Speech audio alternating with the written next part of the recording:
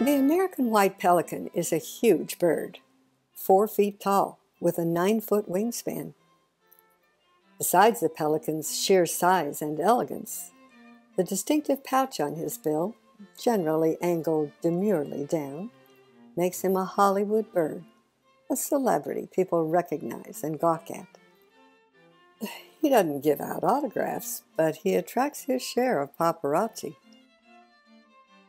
Here at a wildlife refuge near St. Louis, Missouri, American white pelicans are on the move at dawn. No air traffic control needed. The word has spread about where the schooling fish are this morning. That's why they're here by the hundreds, the fish. Now they're limited in how they catch fish because they can't dive, like mergansers, grebes, cormorants, or even their cousins, the brown pelicans. They seem clumsy compared to the diving birds. Kids dog paddling next to divers that can execute backflips. And yet, despite being confined to the surface of the water, American white pelicans are increasing their numbers. What? How?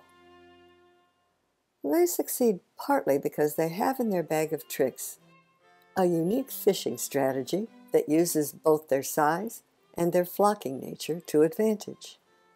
They gather in flocks to herd fish.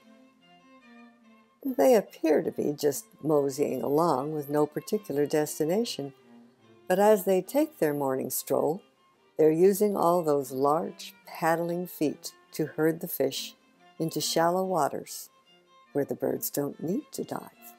Just reach down and scoop the stranded fish up in their beaks. The pelicans feast, with their heads dipping and rising again like horses on a merry-go-round. The line of herdsmen stretches perhaps 1,000 yards, but as those at the rear end of the line see that the feeding frenzy has begun, they crowd forward around the banquet table. The sheer density and constant movement of it feels like ocean waves rolling along. How can any one of them even find room to dunk his dipper? These new arrivals look like they're about to land on flock mates, but it doesn't happen. Somehow that swaying mass of plumage works. You might be familiar with a famous limerick about these birds. A wonderful bird is the pelican. His bill can hold more than his belly can. He can hold in his beak enough food for a week, but I'm damned if I know how the hell he can. Like many people, the writer of the limerick thought the birds store fish in those pouches.